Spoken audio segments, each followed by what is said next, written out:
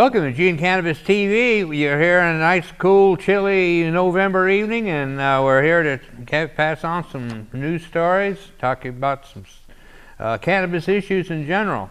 The first thing I want to tell you about is a free event. In fact, we have two free events I'm going to tell you about. Free is good. This one is November 24th. This is up in Portland. This is sponsored by the Oregonian. It's called Legal Pot, Marijuana's Future in Oregon. They say, come July 2015, pot will be legal in Oregon. What impact will it have on our governments, businesses, and communities? Oregonian reporter Noel Crombie revisits Measure 91 and discusses the road ahead for Oregon's recreational marijuana industry. David Kopelak, author of the measure, and Rob Bovet, legal counsel for the Association of Oregon Counties and former Lincoln County District Attorney, joined her to share their take on the historic vote and what it means for Oregon. $8 tickets. You get tickets, they're 50 cents off if you belong to the Oregonian Plus, if you're an Oregonian Plus member. So anyway, it sounded pretty interesting, and it's going to be at the Portland Center stage. Again, that's on November 24th, so check into the Oregonian on that. And that, love to go to that, but I can't see going 240 mile round trip. Yeah. So I don't think. I thought you said it was free. It is free. Like it's $8. Oh, I'm sorry, I did say it's free, and it is $8. I'm sorry, you're right. You're right. This one is $8, half price if you belong to that deal. So anyway, and the other one is definitely free, and this one is by our friend and music guy, Hempfest music guy, Normal Bean. And this was quite a surprise to me. I didn't know it was coming, and boom, all of a sudden we have a party. This is the It's Legalized celebration party, and it's going to be at the Cozmic Pizza on December 16th. And it's free to the public. We're going to have live music, and that's all you need to know. Starts at 9 o'clock. Pick up one of our flyers. We've got quarter-page flyers. Get a hold of us. Our email address, dankbagman@hotmail.com, and we can tell you how to get a hold of a flyer, poster, better yet, spread the word. So this is in celebration of, in fact, this is what Normal wrote himself. After 12 years of working hard to support the Emerald Empire Hempfest, it's time to come together and meet new friends in celebration and prepare for the next step, giving back to the community. Join me and the local all-star bands and some of the local dispensaries and many kind folk. See you there, Normal Bean. So anyway, that's going to be a neat deal, and let people know, and it's free, so I can't beat that. So anyway, we've got the letter to the editor that Jeremy is going to read to us. Youth are drawn to things we ban. So we finally come to our senses by making recreational use of marijuana legal. But on the other hand, and we're talking about banning cigarette smoking on our beaches. Do we always have to be wagging our finger in people's faces legally or morally? Everyone knows cigarette smoking is detrimental to one's health, yet people will still do it and will continue to do so. The more society pushes to make a cigarette smoking taboo, the more appealing it becomes to teenagers. Like moths to a flame, young people are drawn to behaviors their parents disapprove of. If the behavior is also against the law, so much the better. Speakeasies were crowded with flappers and dandies in the 1920s and early 30s. Don't we ever learn? Ellen Stanley, Eugene. Yeah, that's an excellent letter to the editor, and makes up some great points. Then we have this was dated the November 16th, Registered Guard. This is a guest opinion. It's an op-ed, they call it an op-ed, written by Todd Huffman. And Todd Huffman, coincidentally, it's Dr. Todd Huffman, and he's of Eugene. He's a pediatrician with McKinsey Pediatrics, anyway, PC. So he says, legal pot will take its toll among teens. Let me begin by acknowledging that the sky will not fall next July once the adult recreational use of marijuana becomes legal in Oregon. In fact, the new voter-approved law reforms criminal justice practices relating to marijuana possession, and it directs 25% of the revenue from the marijuana tax to drug education and treatment, and 40% of the revenue to public schools. These are welcome things, a congenitive associates of drug-built, drug-free schools notwithstanding. But as Oregonians celebrate their coming summer high, we also must prepare for the after party, the increasingly high numbers of teens using and becoming addicted to marijuana.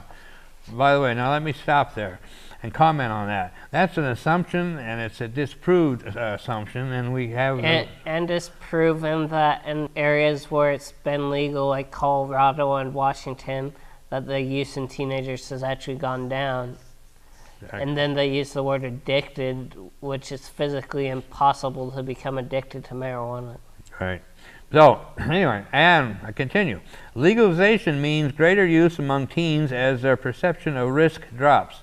Legalization tells kids that marijuana is not a big deal. Studies already have confirmed this phenomenon. Only 40% of American teens now report perceiving great risk to smoking marijuana once or twice a week. Already on the rise, marijuana use among teens surely will accelerate with increasing social normalization and glamorization. Legalization also means greater access, leading more kids to use and hijacking their potential success in school and life. As with alcohol, wider availability filters down to kids. Make no mistake, kids will enjoy greater access to marijuana through adult siblings, adult acquaintances, and through some parents' unsecured stockpiling of marijuana and THC-infused confections. And for the truly determined teen user, there will remain the black market. It's naive to think that the black market simply will fade with legalization. Instead, with legal pot for adults, the black market likely will redirect its efforts to teens, where the damage of marijuana use is greater and more irreversible. Proponents will argue that teens already have access to marijuana, saying they're going to get it anyway. Just look at alcohol. Yes, let us indeed look at alcohol. It is advertised and glamorized, and its use and abuse is portrayed by the popular media as humorous and necessary for a good time. As a result, half of American teens claim to have used alcohol, and one in four admit to binge drinking within the past month. Oregonians must dispel themselves of any notion that marijuana is a harmless drug and rid themselves of the false comfort of marijuana being less harmful than alcohol. The argument is not between alcohol and marijuana. Teens aren't deciding between the two. Many more will use both. And while the dangers of alcohol addiction and abuse are undeniable, the dangers of a marijuana addiction and abuse widely are denied. The scientific verdict is in. 1 in 6 U.S. kids who try marijuana will become addicted to it. And addiction happens far more quickly than in adults. Each year, more kids enter treatment for marijuana dependence than all other drugs combined. Psychiatrists and youth addiction clinics in Colorado this year report being inundated with young people reporting for marijuana addiction treatment. And the only reason that they're taking marijuana addiction treatment is because someone stupid made them take the class because they got caught with a small amount of it. And they're obviously clearly not addicted to it. That's true, and also there's controversy about addiction, and as I understand it, it can be psychologically addictive but not physically addictive, and yet they don't differentiate that. It's not like an actual hard drug where they're going to have withdrawal symptoms if they stop using it. There's a really funny line in Half a Baked, I can't say here because our show is aired family time, but about what you do for, have you ever blank for marijuana? Oh yeah. Anyway, that's a great when line. they go to the rehab, yeah. and they completely Anyway, discount that it works. So also in Colorado, calls to poison control centers and visits to emergency departments for marijuana-related physical and mental illnesses have skyrocketed. Kids and some adults are experiencing psychotic episodes as they binge on THC-laced cookies, candy, sodas, and ice cream. Many baby boomers and others have a hard time understanding all that, but it's simply because today's marijuana can be so much more potent than the marijuana of yesteryear. Well, of course, if you binge on it, if you eat lots of marijuana-infused products, you're going to probably have a bad reaction to it because you have to watch the dose. And then there are the significant adverse health, social, learning, and behavioral changes marijuana use can lead to a crucial time in a young person's development. Problems with memory, learning, thinking, problem solving, concentration, and motivation will interfere with academic achievements and can impair intelligence. In other words, marijuana use shrinks not only the brain but also the number of future opportunities. Getting high also impairs judgment, which can lead to risky decision making on such issues as school attendance, sex, criminal activity, driving while impaired, or riding with another impaired teen. Finally, marijuana is unquestionably a gateway drug. Very few teens use other more dangerous drugs without first using marijuana. Oregon voters have spoken. This is not an indictment, but rather a warning, an ex-Boy Scouts caution to be prepared. All of us must now work even harder to prevent teens from using marijuana and alcohol. And we need to direct teens to treatment immediately when their use is discovered. These aren't bad kids, they are our kids, and we must educate them and nurture them, guiding them non-judgmentally towards help and a healthier and brighter future. What I gotta say about that is guiding them, directing them to treatment when they start using it, that's the wrong approach. If you make a big deal about it, they're more likely to do it just because you're making a big deal about it. Also, it's unquestionably a gateway drug. That's another myth that's been completely Maybe a gateway to munchies. Yeah, it's not to other drugs.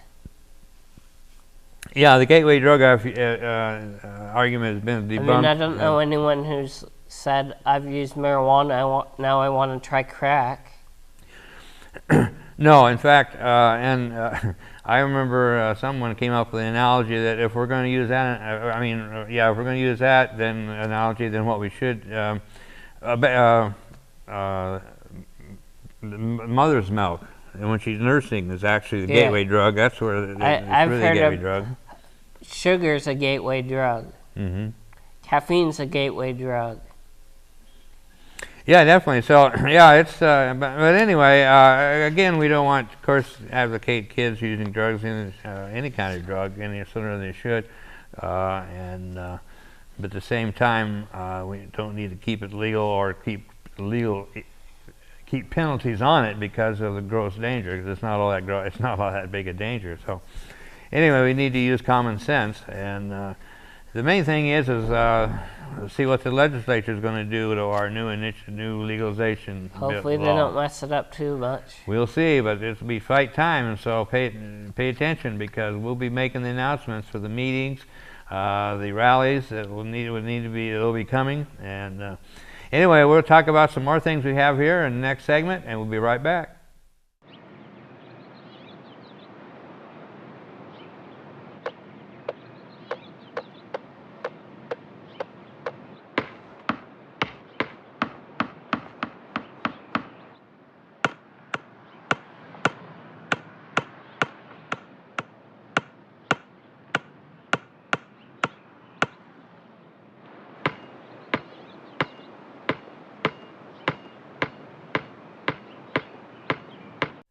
Welcome back to the second half of our latest episode here, and I forgot to introduce myself in the first episode, or the first half of the episode. You got Dank here and my friend Jeremy, and we're here to bring you information, news stories on cannabis and cannabis-related issues. And Jeremy is going to read off an article that was in the Register Guard on the 12th of November. Judge asks if legal pot should affect criminal sentences. Portland, a federal judge in Oregon delayed the sentencing of a convicted marijuana smuggler, saying the national trend in legalizing the drug could affect how seriously the crime is punished.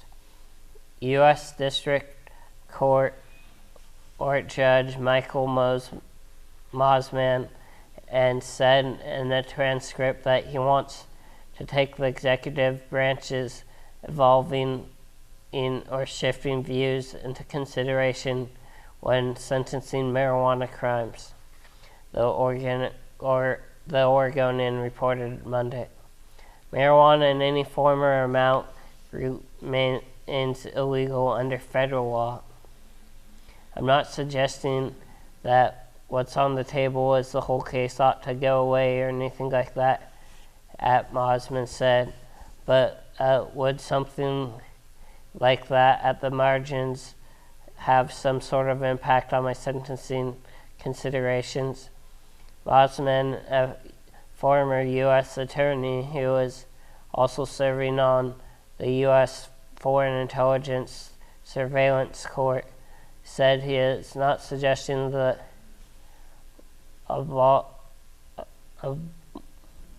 abolishing of federal marijuana cases. However, he said the perception is shifting. Mosman said he did not want to suggest that he agreed on pot legalization. In other words, he doesn't want to say it outright. It was the first time a judge in Oregon's federal judicial district raised the sentencing issue after the voters in the state approved recreational use of marijuana beginning next year. That's a good point. It doesn't seem like they should be able to make a federal case out of it if it happens in a state where it's legal. Right, and jury nullification is coming into effect too. There's some great things that are happening there. So this one here was on the internet. On the internet at HuffingtonPost.com. This is written by Russ Bellevue. We've known Russ for many years. A very active activist. Does some really great writing, and this is one of his latest. Titled District Attorney Who Opposed Oregon Legalization is in Charge of Implementing Marijuana Regulations. Measure 91 to legalize marijuana passed with a 55.9% of the votes in Oregon.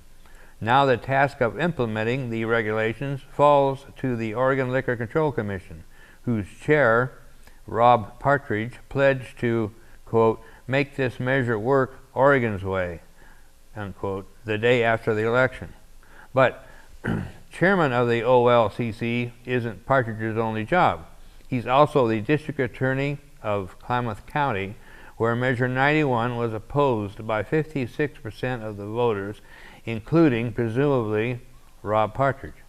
As part of the investigation into the Kevin Sabet Oregon Marijuana Education Tour, I uncovered emails from 5 counties' district attorneys' offices, though sadly they did not include Klamath County. But it did include the Oregon District Attorney's listserv, where on August 18th, the Benton and Wasco County DAs voiced their opposition, and the Crook County District Attorney, Dana Vitterlins, exclaimed how she told the Ben Bulletin newspaper that, quote, I told them the Oregon District Attorneys Association had voted that, but they did not necessarily mean every single DA opposed Measure 91. I declined to tell him names or numbers, but said the organization was, as a whole, chose to oppose 91.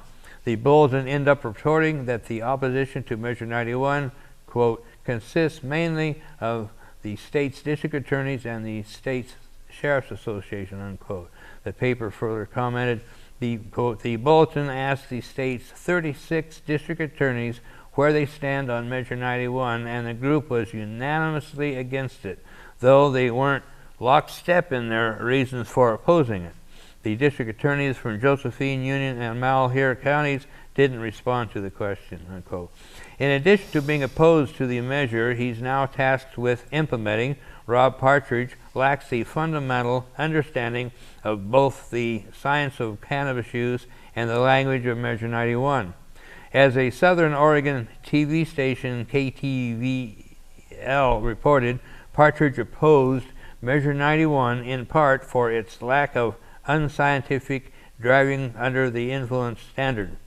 Quote, just like 0.08 there is for alcohol that is not included in this particular measure, unquote, said Partridge, revealing his ignorance of how marijuana has no reliable equivalent to the 0.08 BAC used to determine alcohol impairment. Yeah, that's the problem with people trying to enforce a DUI for marijuana. There's no way to tell when somebody consumed it and if it's still affecting them exactly. at all. And yes, and I've got a couple of articles from National Normal about how they're trying to develop a breathalyzer. However, this one article is saying that it's physically impossible. So I'll be bringing that in at some point. We'll be discussing that. So stay tuned for that one. Anyway, the article goes on. Partridge was also upset that there weren't any limits on licensing written into Measure 91. Quote, you can be a producer, a distributor, and a wholesaler and sell, so you can hold all 4 licenses, unquote, said Partridge, without any hint of the irony that he runs a commission that applies those same licensing procedures to alcohol. Yeah, exactly. Measure 91 copied that language from the existing liquor laws Partridge's OLCC enforces. Early in the year, Partridge was explaining to a Salem, Oregon TV station, KDRV, that he and the OLCC aren't competent to do the job. Well, Quote, I agree with that one. we lack the training, we lack the testing that may have to go hand in hand with this. We lack, frankly, some of the legal obligations that would have to go with this, said Partridge. That's why I like the idea of creating a separate commission of people that already know about it. In a sit-down interview with the Oregonian in Portland shortly after the election, Partridge gave some insight on where he believes the legislature would step in to modify Measure 91. Quote, we don't need excessive regulation, said Partridge. Quote, by the same token, our goal is to protect public safety so we don't make edibles attractive to kids and we don't do things that other states have stumbled with because of the rapid nature of how they have had to implement laws to legalize the marijuana, unquote. How will Oregon regulate edibles? How will the medical marijuana program coexist with the recreational laws? Should there be a limit on the number of marijuana licenses? All of that is on the table right now, Partridge told the Oregonian. I certainly think it would be better to look at all approaches and keep the door open. Guiding the measure through the legislature will be longtime allies to the state's medical lobbyists, Senators Floyd Przansky and State Representative Peter Buckley. But judging from comments the two made in the Daily Astorian newspaper on the North Coast, advocates for marijuana legalization may not be happy with the legislative outcomes. Regarding those THC-infused edibles that were the focus of the No on Measure 91 campaign and a concern to OLCC Chair / Klamath DA Partridge, Senator Przansky told the Daily Astorian, I think we need to have a discussion about what's going to be available at a retail level for sale and consumption as opposed to what's available in the medical program, unquote. It might make some sense to more strictly regulate the shape and fashion of edible marijuana products available for recreational use, so they do not appeal to children, as well as some of the extremely high THC products. Well, the way that they're packaged now, they don't appeal to children. They just have a label that clearly says what it is. Mm-hmm. Does that mean medical marijuana dispensaries might carry multicolored infused gummy bears, but rec shops would have to carry beige colored flavorless infused gummy discs? Those kinds of decisions will be made with the final approval of the Klamath County DA who opposed marijuana legalization and told Portland's TV station KOIN the day after the election, quote, protecting kids is very important. The edibles piece is usually important, unquote. Other considerations by the legislature mentioned in the Daily Asturian include Senator Brzezinski's call to move the date when personal possession and cultivation becomes legal from July 1st, 2015 to a sooner date, as well as expunging the records of those convicted of marijuana crimes that became legal with the passage of 91. Republican Representative Buckley mentioned streamlining the regulation of medical marijuana growers and testing facilities that could serve as a blueprint for Measure 91 recreational regulations. Representative Buckley also brought up consideration of tightening the qualifications for the medical marijuana program for preventing recreational users and illegal growers from using the program as a tax dodge or a trafficking cover. Lobbyists for the cities and the counties in Oregon have an issue with the local ban provisions of Measure 91. It allows for cities and counties to vote to ban marijuana licensees only after a vote of the people that cannot happen until November 2016. These lobbyists complain that licensure will begin in July 2016, January 2016, so cities and counties may already have functioning pot licensees up and running before they get a chance to ban them, possibly opening the banning jurisdiction to lawsuits for restraint of trade.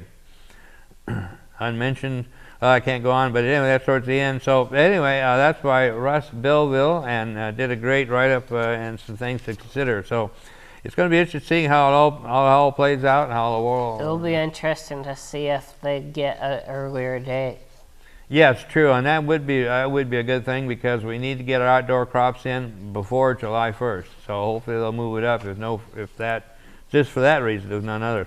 So thanks for stopping in and check us out, and we'll see us next week, the same time, and same week. Come down to the studio and see us. We'll see you next week. Bye.